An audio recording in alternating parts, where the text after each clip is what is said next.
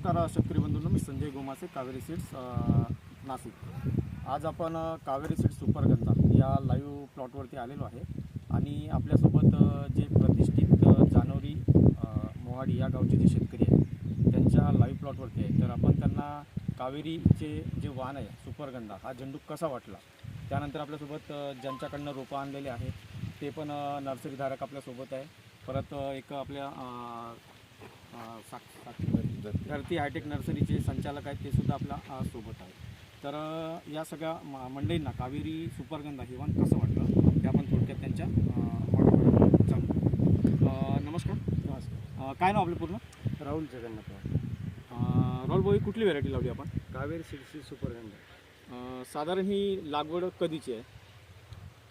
लागवड ही साधारणपणे 20 फेब्रुवारीची 20 फेब्रुवारीची लागवड आहे। साधारण तुम्हाला पहिला तोडा हा किती दिवशी आलेला आहे?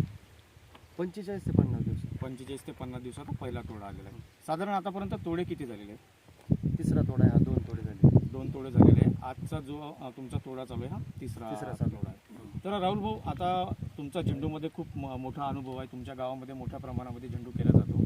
तर इतर वाण आणि कावेरी सुपरगंधा हे म्हणजे काय फरक वाटतो याच्यामध्ये? कावेरी सीडचं वाण ही सुपरगंधा मार्केटला पण सुंदर चालतं।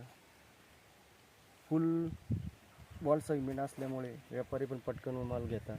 दुसरी गोष्ट, आवक भरपूर असल्यामुळे 5व्या दिवशी तोडा येतो। रोगाला कुठल्याही प्रकारची बळी नसते, म्हणजे इतर वाणाच्या तुलनेत त्याच्यावर रोग पण खूप रोगप्रतिकारशक्ती कमी। आणि शेतकऱ्यांमधून आज आपण बघू शकतो, आज 17 एप्रिल, आज एवढं टेम्परेचर असून सुद्धा तुम्ही प्लॉटची कंडिशन आणि फुलाची साईज वगैरे बघू शकता। तर राहुल भाऊ, आपल्या महाराष्ट्रामध्ये म्हणा किंवा आपल्या जानोरी गावात किंवा नाशिक जिल्ह्यामध्ये जे झेंडू लावणारे शेतकरी आहेत त्यांना तुम्ही एक काय सजेशन द्याल? कावेरी सीडचं सजेशन देऊ आम्ही झेंडू लावून।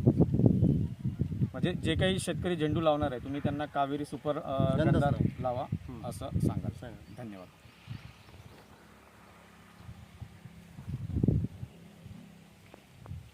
पाणी वाढवा लागतं।